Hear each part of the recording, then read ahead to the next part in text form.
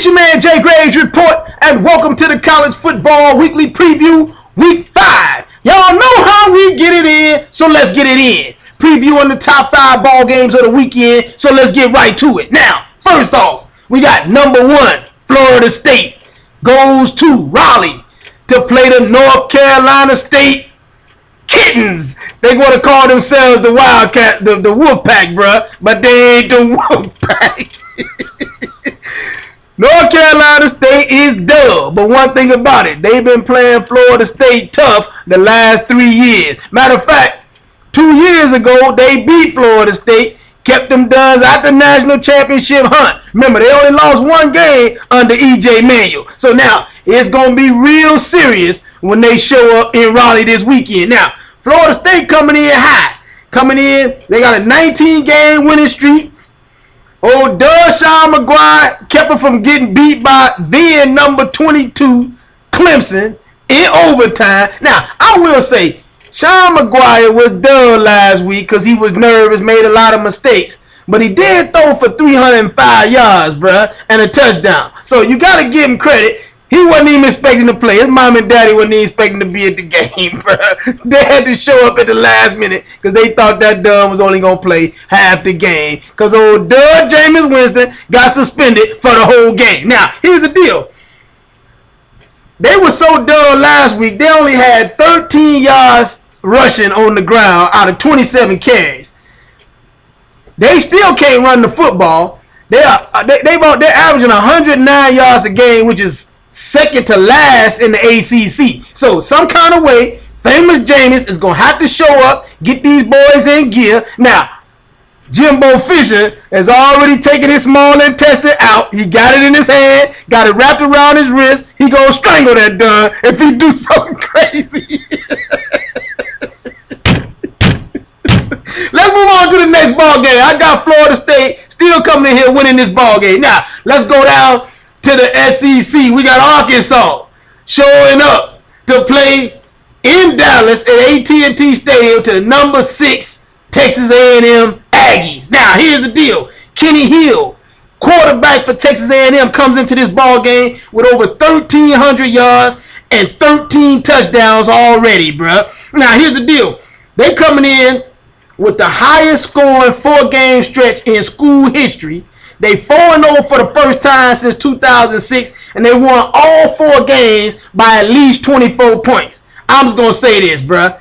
Arkansas, with old Doug Brent Billima, he should have stayed at Wisconsin, bruh. I know he down there getting kicked in the face by these boys. He got one of the worst passing offenses in the country. He ranked 114, ain't but 120 teams in college football, bruh, in FBS. So now, he getting ready to go out here and get embarrassed down in Texas, bruh. I mean, it's going to be bad. I know he wish he was still in the Big Ten, sitting out, don't have to play anybody. Only got 1 or 2 games all season, but now you in here playing all these duds coming in, is going to go to work on them.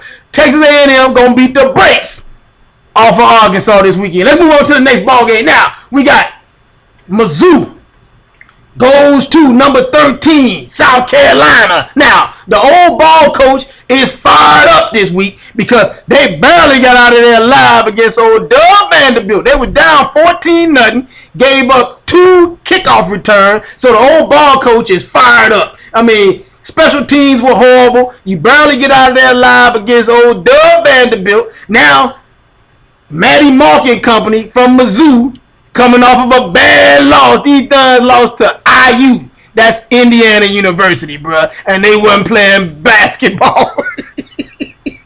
They got out there and thought that now since they're in the SEC, they got hyped up. They had them ranked when they shouldn't have been ranked, but they ranked because they in the SEC.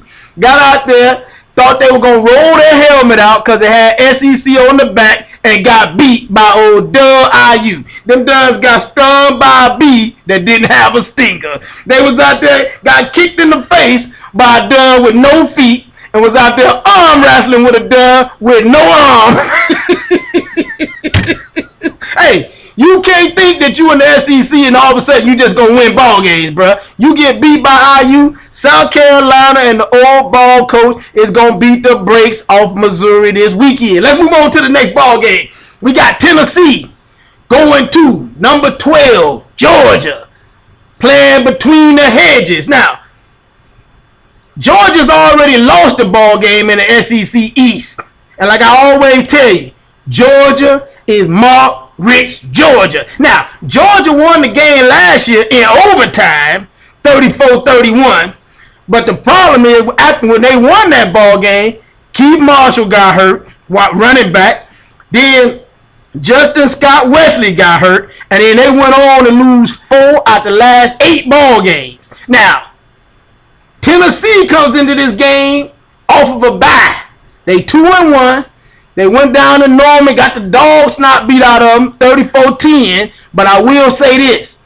Tennessee, Bush Jones got these boys ready to roll. They're young. They made a few rookie mistakes. I mean, you couldn't expect for them to go down to OU. They had a couple duns get on the plane a couple of weeks ago. Never been on a plane before. Never played in front of 82,000 before on the road. So that's too much new stuff for them. Now they can go down to Georgia, be a little bit settled. At least the dun know how to put his seatbelt on the airplane this time. Hey, they're going to mess around because Georgia is Mark Richt's Georgia. I'm picking Tennessee to upset these duns between the hedges. Let's move on to the next ball game. Let's go out to the Pac-12. We got a big ball game. We got number 11, UCLA, goes to number 15, Arizona State. Now, here's a game where both starting quarterbacks is dubbed. Both of them are hurt. Taylor Kelly won't play. He hadn't played all season. They've had the backup Mike Berkovisi, which sounds like a gangster. Berkovisi, hey, he's gonna be playing in this ball game. But Brett Hundley may play and he may not play. These boys at UCLA holding it tight to the vest. But I really believe he's gonna play in this ball game. Now, the last 2 seasons, this game has pretty much been a de facto Pac-12 South Championship, because in 2012 UCLA came down to the desert and beat these boys, and then in 2013 Arizona State went back down to LA and returned the favor. So because Brett Hundley was going to play in this ball game more than likely, and these duns over here in Arizona State don't have a starting quarterback, that's going to be the difference in the game. I'm going to go with UCLA to win this ball game. So let's move on and keep up with your man. It's your man Jay Graves Report from the JayGravesReport.com, or you can hit me up on Twitter at JayGravesReport so you can holler at your boy.